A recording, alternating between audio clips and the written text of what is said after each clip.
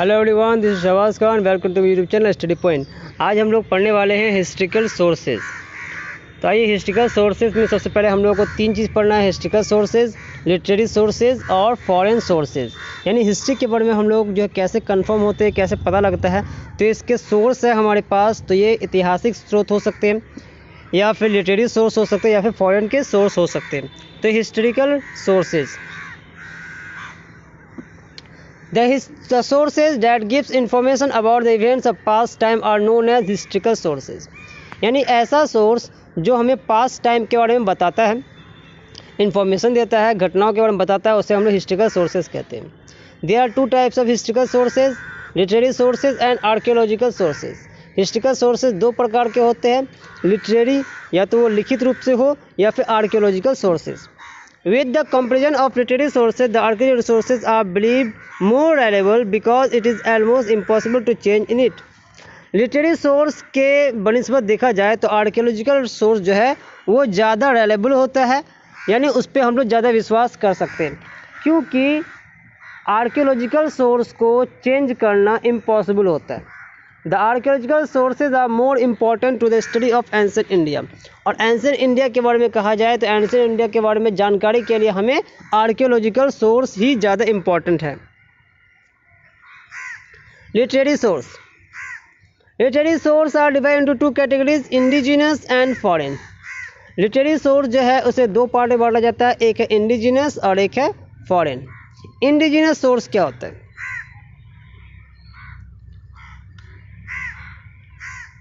Indigenous sources are divide into two categories: religious and secular. Indigenous source जो है उसे दो पार्ट में बांटा जाता है, एक है रिलीजियस सोर्स और एक है secular source. Under religious text, Brahmana, Hindu text, Buddhist text and Jain text are included. Under secular text, historical text, semi historical text, biographical text etc are included. अगर हम बात करते हैं रिलीजियन की, तो इसमें जो है ब्राह्मणों के द्वारा लिखा गया टेक्स्ट, बुद्धिस्ट का टेक्स्ट या फिर जैन का टेक्स्ट, ये सब जो इंक्लूड कर सकते हैं। और अगर बात करते हैं सेक्युलर की, तो हिस्ट्रिकल टेक्स्ट हो गया, सेमी हिस्ट्रिकल टेक्स्ट और बायोग्राफी जो लिखे जाते हैं वो सबको हम लोग इंक्लूड कर सकते हैं। तो सबसे पहला है Brahman, Hindu text. Under Brahman text, Shruti and Smriti text are included. इसमें जो है हिंदुओं के श्रुति और स्मृति को जो है इंक्लूड किया जाता है। श्रुति क्या होता है? श्रुति टेक्स्ट संहिताज और वेदास, ब्राह्मणास, अरण्यकास, अरण्यकास, उपनिषद, यानी इन सब को, वेद को, ब्राह्मण्स, अरण्यकास और उपनिषद को जो है श्रुति टेक्स्ट कहा जाता है। Smriti text Vedangas, Sutras, Smritis, epics, Ramayana and Mahabharata and Purana, इसे हम लोग स्मृति टेक्स्ट कहते हैं। अब है देयर आर 4 संहिताज और वेदास। अब वेद की बात करते हैं, जैसे हम लोगों ने श्रुति टेक्स्ट में देखा वेद था हमारे पास, तो वेद की बात करते हैं। वेद जो है 4 प्रकार के होते हैं: ऋग्वेद, यजुर्वेद, सामवेद और अथर्ववेद। ऋग्वेद कंपोजिंग टाइम है इसका 1500 BC टू 1000 BC। ऋग्वेद को जो है 1500 BC से लेकर के 1000 BC तक लिखा गया है। कंपोजिंग रीजन किस क्षेत्र में लिखा गया? तो सप्त सिंधु रीजन में, सप्त सिंधु रीजन में इसे जो है लिखा गया था।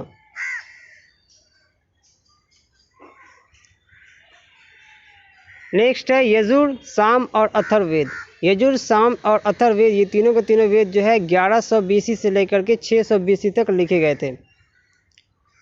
और इसका रीजन जो है वो है कूड़ा पंचला reason. Vedas throw more light on religious, social and economic life and less light on political life of the Aryans। वेद को अगर हम पढ़ेंगे तो उसमें हम लोगों को धर्म के बारे में, समाज के बारे में, इकोनॉमिक लाइफ के बारे में मिलेगा, लेकिन पॉलिटिकल लाइफ के बारे में हमें पता नहीं चलेगा। यानी आर्यंस के बारे में हमें पॉलिटिकल लाइफ के बारे में नहीं पता चलेगा, सिर्फ रिलीजियस, सोशल और इकोनॉमिक लाइफ के बारे में जानकारी मिल पाएगी। From history point of view, Rigveda and Atharvaveda है more important than the Yajurveda and Samaveda. अगर हिस्ट्री के व्यू से देखा जाए, इतिहास के व्यू से देखा जाए, तो ऋग्वेद और अथर्ववेद जो है ज़्यादा मायने रखता है, जबकि यजुर्वेद और सामवेद इसका इम्पोर्टेंस कम है। The composing time of Brahmanas is 1000 BC to 600 BC। Brahmanas जो है वो 1000 BC से लेकर के 600 BC तक लिखे गए हैं। Shatapatha Brahmana throws light on Gandhara, Shalya, Kekaya etc. of northwest region and Kuru Panchal, Kosal, Videha states of east region of India. Shatapatha Brahmana में जो है वो गंधार, शाल्य, केकई जो नॉर्थ वेस्ट के थे इसमें जो है लाइट देता है, इसके बारे में बताता है हम लोगों को। और अगर ईस्ट रीजन की बात करते हैं तो वो कुरु पंचाल, कोसल, विदेह के बारे में बताता है। The composing time of Aranyakas is 1000 BC to 600 BC। Aranyakas भी जो है 1000 BC से लेकर के 600 BC तक जो है लिखे गए थे। The historical importance of Aranyakas is negligible, यानी इतिहास रूप से देखा जाए तो अरण्यक्यास के इम्पोर्टेंस जो है बिल्कुल ना के बराबर है, यानी इसकी नगण्य इम्पोर्टेंस है। The composing time of Upanishad is 1000 BC to 600 BC। इसी प्रकार उपनिषद जो है 1000 BC से लेकर के 600 BC तक लिखे गए थे। The best learning of Upanishad is पारा विद्या, डैट इज स्पिरिचुअल लर्निंग, यानी अगर उपनिषद को पढ़ना है बेस्ट इसका लर्निंग क्या है, पारा विद्या है, जैसे स्पिरिचुअल लर्निंग कहते हैं। The aim of life is merging the individual soul into world soul which is known as Para Vidya. तो पारा विद्या क्या होता है कि लाइफ का एम जो है ये होता है कि इंडिविजुअल सोल एकमात्र आत्मा जो है वो पूरे वर्ल्ड के आत्मा से मिल जाना, एक आत्मा का पूरे वर्ल्ड के आत्मा से मिल जाना, इसे ही हम लोग पारा विद्या कहते हैं। The combined study of Brahmanas and Upanishads provides historical information from king Parikshit to king Bimbisara. अगर हम लोग ब्रह्मणास और उपनिषद दोनों को कंबाइन कर दे तो हम लोगों को प्रक्षित से लेकर के बिंबिसार राजा तक की कहानी हम लोग को पता चल जाएगी। The composing time of Vedangas is 600 BC to 200 AD। Vedang जो है वो 600 BC से लेकर के 200 AD तक में लिखे गए। The Vedangas throw light on ancient Indian history, civilisation and culture. इसके बारे में जो है इस वेदांग में Indian history, ancient Indian history, उसके सिविलाइजेशन और कल्चर के बारे में लिखा हुआ है।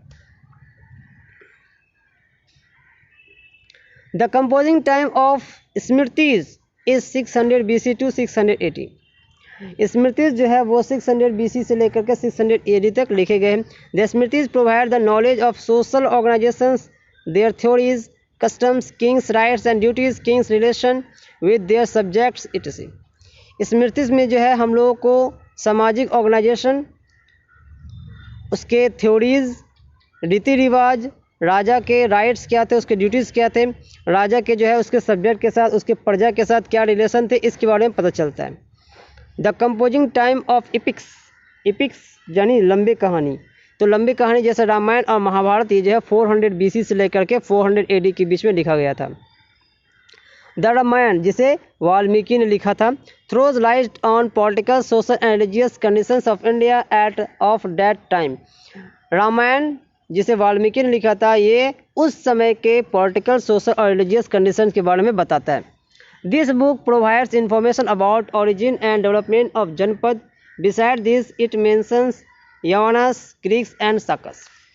ये जो है इस बुक में जो है हम लोगों को जनपद के ओरिजिन और उसके डेवलपमेंट के बारे में पता चलता है। इसके अलावा हम लोग को यवनस और सक्यास के बारे में पता चलता है। द महाभारत जिसे वेद व्यास ने लिखा था throws light on political, social religious conditions of India of that time. इसमें भी जो है उस समय के इंडिया के पॉलिटिकल, रिलीजियस और सोशल कंडीशंस के बारे में पता चलता है। It is the extensive form of Mahabharata war which is fought around 950 BC between the Kaurava and Pandavas.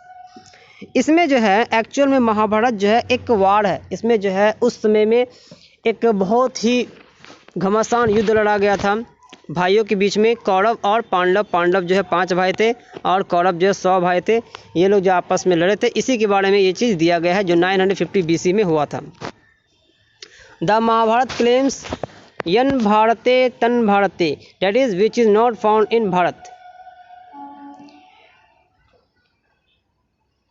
गिरिवराज the capital of Magadha is mention in it. इसमें जो है मगध की राजधानी गिरिवराज का वर्णन किया गया है। The Mahabharata informs us that the Panchal state was in existence from the time of Mahabharata. Mahabharata जो हम लोग को बताता है कि महाभारत के समय से ही पंचाल स्टेट जो है वो एग्जिस्टेंस में थे। Beside this it mentions Huns along with Yavanas and Shakas. इसके अलावा महाभारत में हुन्स, यवन और शकों की जानकारी हमें मिलती है। The composing time of Puranas is 400 BC to 400 AD। Purana के बारे में कहा जाए तो ये 400 BC से लेकर के 400 AD तक के बीच में लिखा गया था। The Purana throw light on the history of India from the very beginning to Gupta period. पुराणों में जो है इंडिया के हिस्ट्री की शुरुआत से लेकर के गुप्ता पीरियड तक लिखा गया।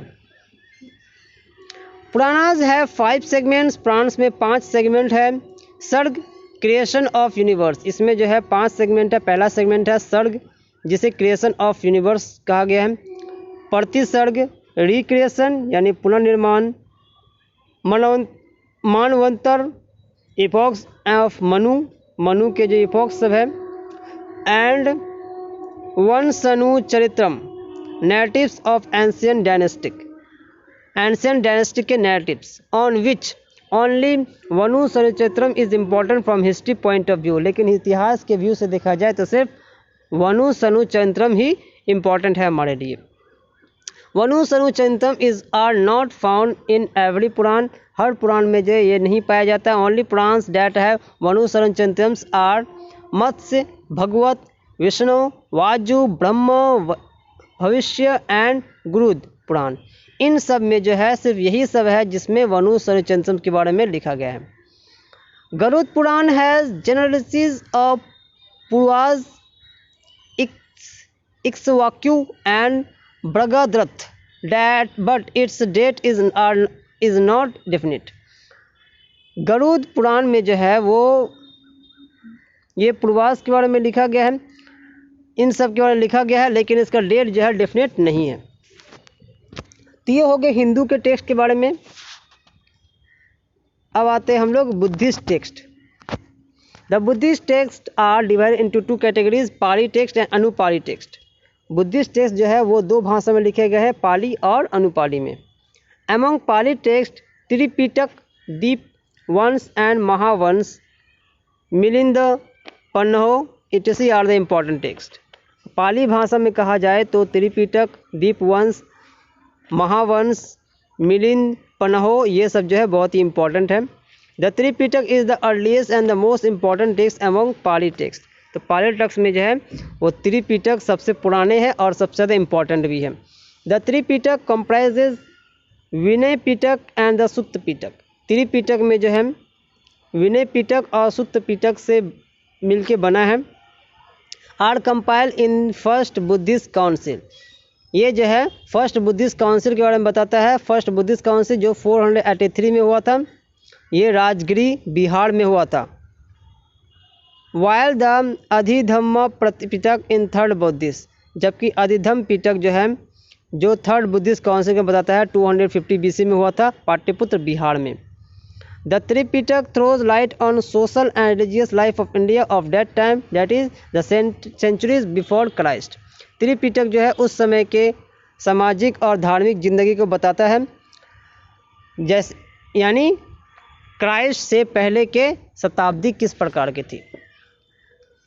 The Vinaya Pitaka contains disciplinary rules and regulations for leading a monastic life. Monastic life जीने के लिए जो है किस प्रकार के रूल्स और रेगुलेशंस होनी चाहिए, इसके डिसिप्लिन के बारे में कहा गया है। Sutta Pitaka is the largest and the most important text among Tripitaka. अब त्रिपिटक में जो है सुत्त पिटक सबसे बड़ा भी है और सबसे ज़्यादा इम्पॉर्टेंट है। The Ambattha Sutta of Dighanikaya of Sutta Pitaka contains the description of the special pride of Kshatriya for bloody purity. Ambattha Sutta जो है दिग्निकाय का और सुत्त पिटक का, इसमें जो है क्षत्रिय के स्पेशल प्राइड के बारे में बताया गया है। The 16 Mahajanapada, the Jataka of Khuddaka Nikaya of Sutta Pitaka contains 549 folk tales of the previous birth of Gautam Buddha. तो गौतम बुद्ध के प्रीवियस बर्थ में जो है 549 फोक टेल्स लोक कथा जो है कहा गया है। The compilation of the Jatak has been began in 1st century BC. This fact is very clear from the sceneries carved on the railing of Bharhut and Sanchi stupa. यानी ये सब जो है जातक के बारे में 1st सेंचुरी से स्टार्ट हुआ है, ये हम लोगों को बहुत ही क्लियर हो जाता है बारहुता और सांची स्तूप से। उसमें जो है कर्व करके पत्थरों को काट के ये सब लिखा हुआ है। The verse part of the Jataka is older then the prose part. Jataka का जो वर्स पार्ट है वो पुराना है, प्रोज पार्ट नया है। The completion of the verse part of the Jataka had completed up to 2nd century AD.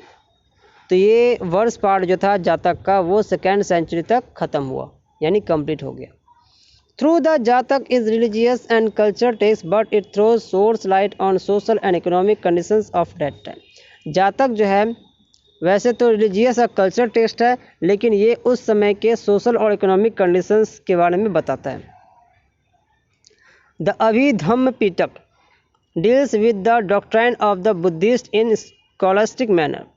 तो अभिधम्म पिटक में जो है ये बुद्ध के बारे में बताता है, बुद्धिस्ट लाइफ के बारे में, किस प्रकार से उसका क्या। द दीप वंश 4th century AD, the Mahavans 5th century AD had compiled in Sri Lanka. Though these texts contains the history of Sri Lanka, but these texts throw light on ancient Indian history. Especially these are very helpful to construct Mauryan history. तो दीप वंश 4वीं शताब्दी में और महावंश 5वीं शताब्दी में ये जो है जनरली ये श्रीलंका के बारे में बताता है, यानी श्रीलंका में लिखा गया था, लेकिन फिर भी ये जो है एंशिएंट इंडियन हिस्ट्री के बारे में बहुत ही इम्पोर्टेंट हो जाता है, क्योंकि ये मौर्यन हिस्ट्री के कंस्ट्रक्शन के बारे में हमें बताता है। Originally the Milinda Panho date is questions of Milinda is a dialogue between Greek king Milinda and Buddhist monk Nagasena on philosophical matters, but it throws source light on religious, social and economic life on north west India of 1st 2nd century. तो शुरुआती दौर में मिलिंद पनाहो जो था वह actual में मिलिंद जो Indo Greek ruler का मियंडर नाम था, उसका मियंडर नाम से वो जाना जाता है, उसके बीच और बुद्धिस्ट मॉन्क नागसेन इनके बीच में जो है जो वार्तालाप हुआ था, जो बातचीत हुआ था, जो क्वेश्चन आंसर हुआ था, इसके बारे में जो है वो हमें बताता है। लेकिन ये जो है बाद में पता चला कि ये जो है रिलीजियस, सोशल और इकोनॉमिक लाइफ के बारे में जो नॉर्थ वेस्ट में 1st 2nd सेंचुरी में जो कंडीशन थे उसके बारे में हमें बताता है। The political condition of that time is mention occasionally in it, यानी समय समय पर इसमें पॉलिटिकल कंडीशन के बारे में बताया गया है। The foreign trade off India is lively describe in it, इसमें जो है विदेशी व्यापार किस प्रकार से होते थे इसके बारे में भी जानकारी दी गई है। Among Anupali text that is Sanskrit text and other text, Anupali text यानी संस्कृत और अदर टेक्स्ट के बारे में कहा जाए तो देवानंद, द आर्यमन जूश्री, मूलकपल, द ललित विस्तार etc आर इम्पॉर्टेंट टेक्स्ट। तो अनुपाली टेक्स्ट में कहा जाए तो देवानंद, आर्यमंजू, श्री मूलकपाल और ललित विस्तार जो है बहुत ही इम्पॉर्टेंट है। The Divyavadana contains the story of later Mauryan kings and Sunga kings. Divyavadana में जो है मौर्यन किंग्स के बाद क्या हुआ और सुंग किंग के बारे में बताया गया है। और इतना ही नहीं, इसमें जो है गौतम बुद्ध के लाइफ के बारे में बताया गया है। The political events of pre Mauryan period to Vardhana period are describe occasionally in the Aryamanjushri Mulakalpa. तो इसमें जो है प्री मॉडर्न पीरियड से लेकर के वर्धन पीरियड यानी हर्षवर्धन तक जो है बताया गया है। द ललित विस्तार contains the acts of Gautam Buddha along with religious and social conditions of that time. इसके बाद ललित विस्तार में जो गौतम बुद्ध के उसने क्या काम किए उसमें सामाजिक और धार्मिक रूप से दिया गया है। तो ये हो गया बुद्धिस्ट टेक्स्ट। अब आते हैं Jain text. The Jain text throws light on religious social conditions of that time. Jain text जो था वो उस समय का रिलीजियस और सोशल कंडीशन को बताता है। Jain text were eventually compiled in 6th century AD in second Jain Mahasabha held at Vallabhi in Gujarat. ये जैन टेक्स्ट जो है वो 6th सेंचुरी में कंपाइल किए गए थे, लिखे गए थे, जो 6th सेंचुरी में हुआ था और ये वल्लभी में हुआ था, गुजरात में। Among Jain text 12 Angas are important. Jain text में 12 अंगा जो है वो बहुत ही इम्पॉर्टेंट है। द आचरांग सूत्र contains disciplinary rules of regulations for Jain Monks. Jain Monks के लिए जो रूल्स और रेगुलेशंस है वो आचरंग सूत्र में मौजूद है। The Bhagavati Sutra throws light on the life of Mahavira and contains the list of 16 Mahajanapada. Bhagavati Sutra में जो है महावीर के लाइफ के बारे में दिया गया है और इसमें 16 महाजनपद के बारे में दिया गया है। The Nayadhamma Katha Sutra contains the preachings of Mahavira. Nayadhamma Katha Sutra में जो है महावीर के प्रीचिंग्स, उन्हें जो है प्रीचर्स के बारे में दिया गया है, वो किस प्रकार से अपना वचन देते थे। The Antagada Dasao and Anuttarovaiya Dasao contain life stories of famous Jain monks. यानी जैन मॉन्क्स जो बहुत ही मशहूर सब थे उनके लाइफ के बारे में बताया गया है। द विवागयो स्वयं सूत्र कंटेन्स डिस्कशन ऑन कर्म फल that is fruits of action. यानी विवागयो स्वयं सूत्र में जो है लोगों के कर्म फल यानी वो उसने जो काम किए उन सब के बारे में बताया गया। The Bhadrabahu Charitra contains the life sketch of Jain Acharya Bhadrabahu along with the glimpses of later life of Mauryan king Chandragupta Maurya. Bhadrabahu Charitra में जो है जैन आचार्य भद्रबाहु के बारे में बताया गया है और इतना ही नहीं बल्कि मौर्यन किंग चंद्रगुप्त मौर्य के बारे में बताया गया है। From history point of view the Parishishta वर्ब written by Jain Acharya Hemchandra has the most important place among Jain text. तो जैन टेक्स्ट में जो है सबसे इम्पॉर्टेंट प्लेस जो है उसका क्या है, परिशिष्ट का है। तो ये हो गया रिलीजियस। अब आते हैं हिस्ट्रिकल टेक्स्ट के बारे में।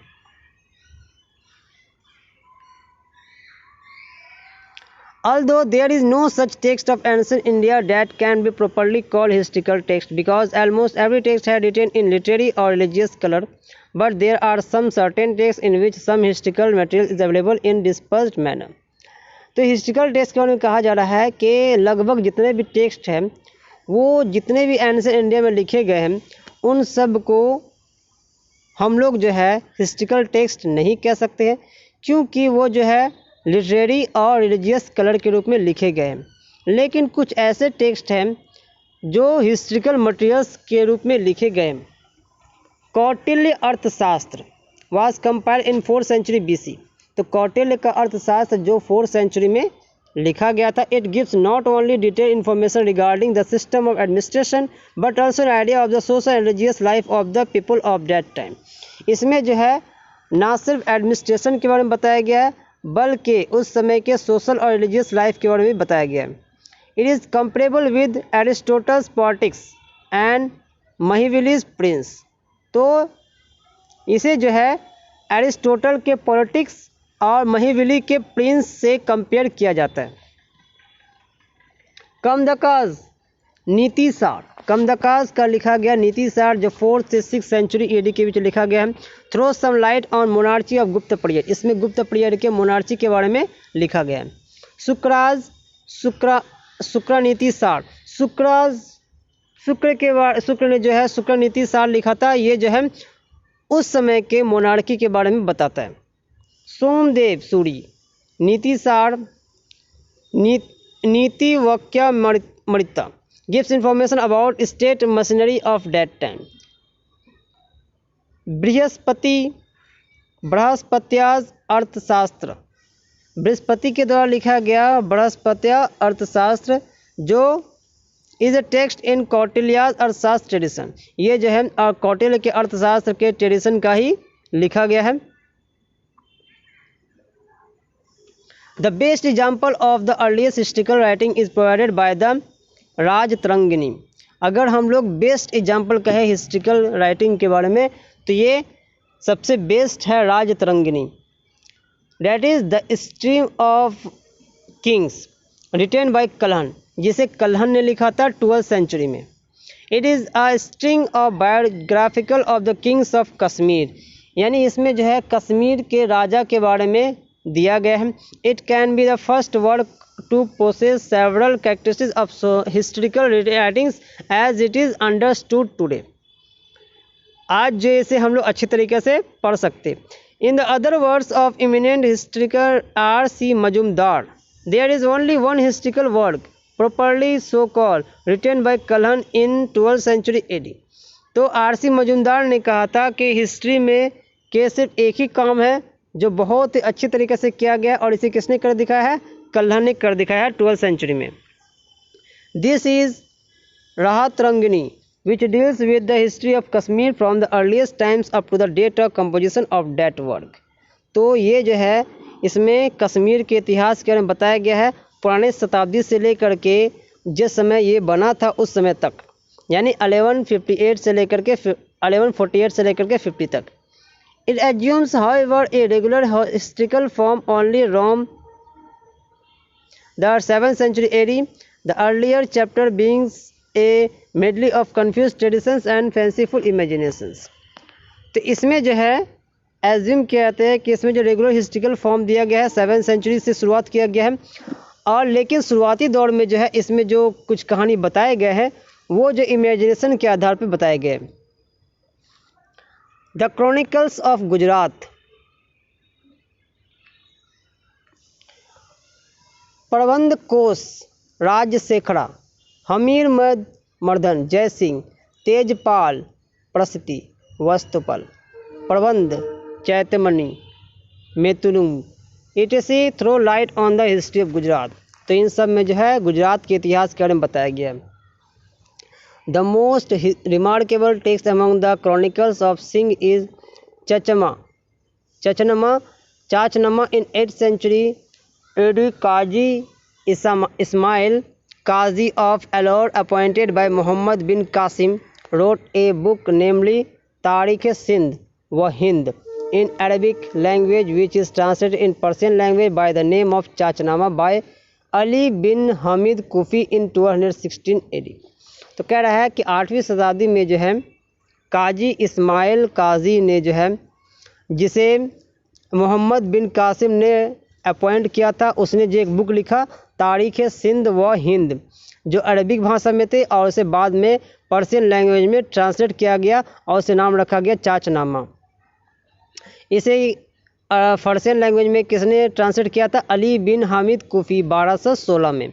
The Chachnama is also known as Fatehnama Sindh. It provide detailed description of Muhammad bin Qasim Sindh conquest. इसमें जो है मोहम्मद बिन कासिम के बारे में पूरी जानकारी दी गई है।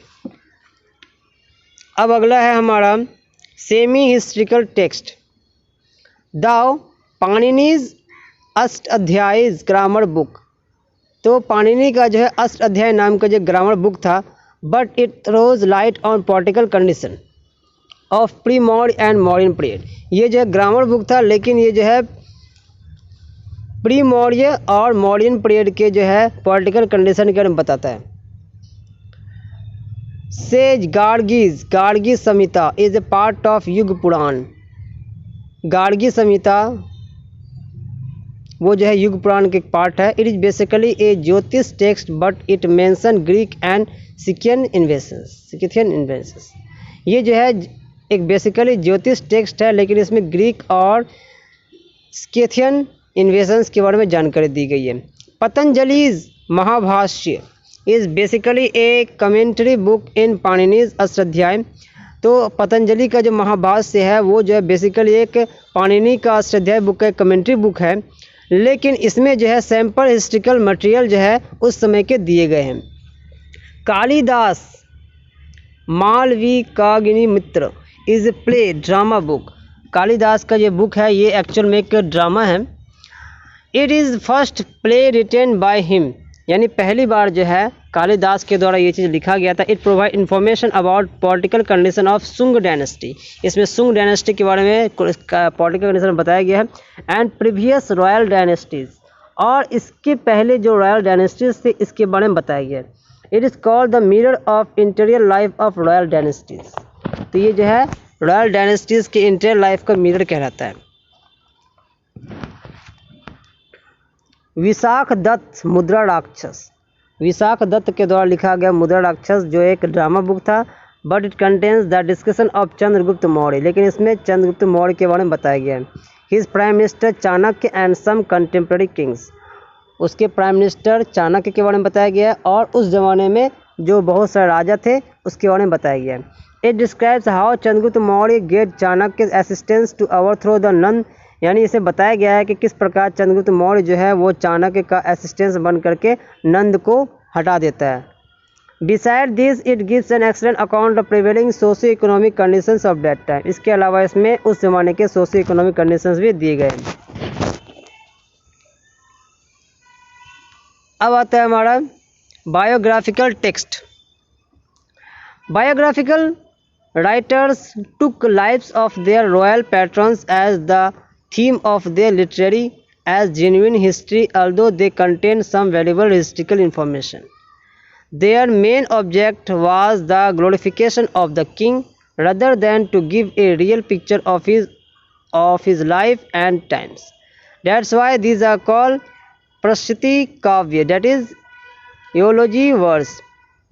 बाण भट्ट कंपोज हर्ष चरित्र, बाण भट्ट ने जो है हर्ष चरित्र लिखा था based on the life of his patron king Harshavardhan, Harshvardhan के राजा के बारे में, उसके लाइफ के बारे में था ये, जो 620 में लिखा गया था। It is the earliest available biographical text in India, ये बायोग्राफिकल टेक्स्ट क्यों न कहा जाए तो ये इंडिया का सबसे पुराना बायोग्राफिकल टेक्स्ट आज अवेलेबल है। It is written in Sanskrit language, it contains 8 उच्चवाचार्स दैट इज चैप्टर्स, यानी इसमें जो है 8 चैप्टर है, ये संस्कृत लैंग्वेज लिखा गया है। First 3 chapters contain the autobiography of बाण भट्ट, पहला 3 चैप्टर में जो है बाण भट्ट ने अपने खुद के बायोग्राफी लिखा है, ऑटोबायोग्राफी लिखा है, और बाकी के 5 चैप्टर जो है life story of Harshvardhan, Harshvardhan के लाइफ स्टोरी के बारे में लिखा है। Though highly exaggerated, it gives us excellent idea of court life under Harshvardhan and the social and religious life in his time, तो इसमें जो है हर्षवर्धन के कोर्ट लाइफ के बारे में बताया जाता है और उस ज़माने के सोशल और रिलीजियस लाइफ के बारे में बताया जाता है। Vakpatiraj Gaudavaho contains detailed description of victories of Yashovarman the Chandra ruler of Kannauj, Kannauj के चंद्र रूलर जो है यशोवर्मन, उसके बारे में बताया जाता है। In which the most important event is killing vadh, यानी इसमें जो है किलिंग क्या बताया गया, Gauda king of Kannauj king Yashovarman. Padmagupta Parimal's, इसके द्वारा लिखे गए Navasahasankacharita describe the life story of Vakpati Munj the Parmar ruler of Malwa, तो मालवा के परमार रूलर के बारे में जो है लाइफ स्टाइल बताया गया है। बल्लाल भोज प्रबंध contains the life story of Bhoj the Parmar ruler of Malwa, तो मालवा के परमार रूलर राजा भोज के बारे में बताया गया है बल्लाल के भोज प्रबंध में। बिल्हनास विक्रमांका चरित्र, बिल्हन के द्वारा लिखा गया विक्रमांका चरित्र जो है recount the achievements of his patron Vikramaditya 6, Vikramaditya 6 के बारे में जो अचीवमेंट्स थे उसके लिखा गया है। The Chalukya king of Kalyani, Kalyani के चालुक्य रूलर था वो। इट डिस्क्राइब द सर्कमस्टेंस इन विच विक्रमादित्य 6 से डिसेंडेड द थ्रोन ऑफ कल्याण, यानी इसका यही बताया गया है कि विक्रमादित्य ने जो है किस कंडीशन में जो है किस सर्कमस्टेंसेस में कल्याण का सिंहासन अर्जित किया था।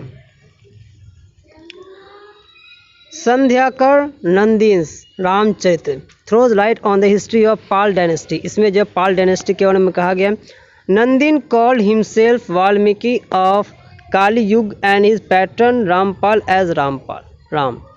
Nandin wrote this book in extraordinary style so that it simultaneously narrates the story of Ram, the hero of Ramayana, and Rampal, the Pal king. Such style of verse is known as the Vyashrayat Kavya, that is verse with two bases.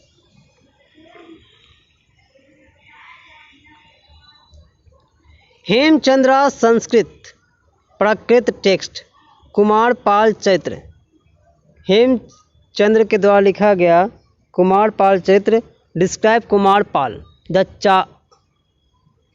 चौलुया Solanki ruler of Anhilwara. It is also a Devashraya Kavya. It is simultaneously narrates the story of the king Kumarpal and rulers of Sanskrit and Prakrit grammar. जय सिंह सूरी, जय सिंह के द्वारा लिखा गया कुमारपाल भूपाल चरित्र, ये जो है कुमारपाल अनिलवाड़ा के रूलर के बारे में बताता है. आनंद भट्ट बल्लाल चरित्र describe the history of Ballal सेना द सेना रूलर ऑफ बंगाल, तो बंगाल के सेन रूलर के बल्लाल सेना के बारे में बताता है ये. Chand Bardai was a court poet and friend of Prithviraj third, Prithviraj third का दोस्त और कोर्ट पोएट भी था Chand Bardai. The Chauhan ruler of Shakambhari, ये कौन था पृथ्वीराज थर्ड, ये सकम्बड़ी का चौहान रूलर था. He wrote Prithviraj Raso the first epic of Hindi language, यानी पहला हिंदी लैंग्वेज का सबसे पहला लंबी स्टोरी पृथ्वीराज रासो उसे किसने लिखा था, चंद्र बदाई ने लिखा था. Prithviraj Raso describe life account of Prithviraj third and conflict between Prithviraj third and Mohammad Ghori, इसमें जो है पृथ्वीराज थर्ड और मोहम्मद गौरी के बीच में जो लड़ाई हुई है इसके बारे में दिया गया है. जयनाक्स पृथ्वीराज विजय contains poetic description of struggles of Prithviraj III, the Chauhan ruler. Jayachandra Hamir Kavya describe the life account of Hamir Dev, the Chauhan ruler of Ranathambore. Rajanatha second, इसके द्वारा लिखा गया Achyutarayabhyudaya throws light on Achyutadeva Raya the Tulu ruler of Vijayanagar, Vijayanagar के Tulu ruler के बारे में जो है बताया गया है. अब हम लोग देख लेते हैं कि कुछ कोर्ट पोएट्स और उसके राजा, यानी किन किन राजा ने किस पोएट्स को अपने दरबार में रखा. तो सबसे पहले बाण भट्ट, ये बाण भट्ट जो है हर्षवर्धन के डायनेस्टी में रहता था 606 to 647, यानी वर्धन वंश का ये था. हर्षवर्धन 606 से लेकर के 647 तक, और बाण भट्ट उसके दरबार में कोर्ट पोएट था. वाकपटी राज, ये यशोवर्मन के दरबार में रहता था. अगला है नंबर 3 पद्मगुप्त परिमाल, ये वाकपटी मुंज के दरबार में रहता था. वल्लाल भोज बिहाना, ये विक्रमादित्य 6 के दरबार में रहता था. संध्याकर नंदिन, ये जो है रामपाल के दरबार में रहता था. हेमचंद्र कुमारपाल के दरबार में. जय सिंह सूरी कुमारपाल के दरबार में. आनंद भट्ट बलाल सेना चंद्र बदाई पृथ्वीराज थर्ड के दरबार में. जयनंक, ये पृथ्वीराज थर्ड के दरबार में. जयचंद्र हमीर देव के दरबार में. और राजा नाथ सेकेंड अच्युतदेव राय के दरबार में. तो इस तरह ये जो है हमारा ये ख़त्म हो गया. वीडियो कैसा लगा? उम्मीद है आप लोगों को इस वीडियो से बहुत सारी जानकारी मिली होंगी, बहुत सारे कुछ सीखने को मिला होगा. इसी आप वीडियो को फिर से आप देख लीजिएगा. ओके, वीडियो कैसा लगा कमेंट जरूर कीजिएगा. वीडियो को लाइक कीजिए, शेयर कीजिए, चैनल को सब्सक्राइब कीजिए. Thank you for watching.